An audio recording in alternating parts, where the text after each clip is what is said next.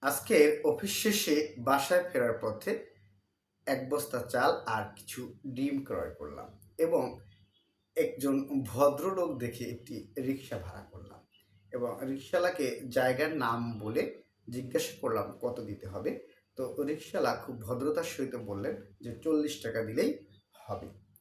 আমিও রিকশাওয়ালার কথায় মুগ্ধ হয়ে রিকশাটি নিয়ে বাসার সামনে চলে আসলাম। আসার পরে রিকশাওয়ালাকে বললাম যে চালের বস্তাটা আপনি ৪ তলায় আমার বাসার সামনে রেখে আসেন।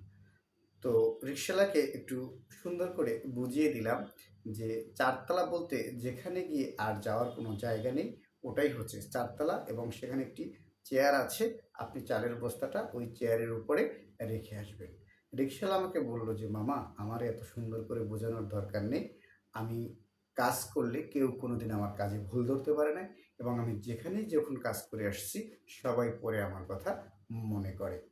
তো আমি রিকশাওয়ালার কথায় খুব মুগ্ধ হলাম এবং রিকশাওয়ালা আসার আগে আমাকে একটা অনুরোধ করলেন। তিনি বললেন যে, "মামা এটা তো আমি ভাড়ায় রিকশা চালাই। তো এখানে রেখে গেলে একটা ঝুঁকি থাকে। আপনি একটু আমার রিকশাটা পাহারা দেন। আমি চালের বস্তাটা উপরে দিয়ে আসি।" আমিও রিকশাটা পাহারা দিতে থাকলাম এবং রিকশাওয়ালা চালের বস্তা নিয়ে উপরে চলে আসলেন। কিছুক্ষণ পর রিকশাওয়ালা চালের বস্তা রেখে নিচে নেমে গেলেন এবং যাওয়ার পরে আমি রিকশাওয়ালার কথায় এতটাই মুগ্ধ হলাম, আমি 40 টাকার জায়গায় রিকশাওয়ালাকে 60 টাকা দিয়ে দিলাম। রিকশাওয়ালা আমাকে সালাম দিয়ে সোজা চলে গেলেন।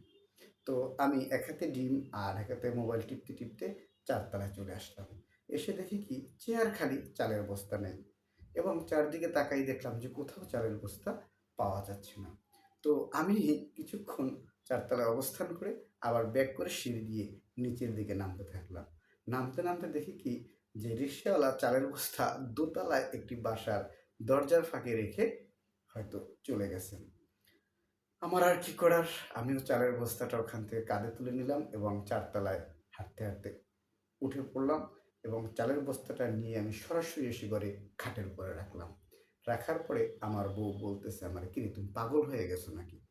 চালের বস্তা কেউ খাটের উপরে রাখে? বলেন তো এই রকমের অবস্থায় আমার কেমনটা লাগে? না পারতেছি বউরে কিছু বলতে, না পারতেছি রিকশাওয়ালারে ধরতে।"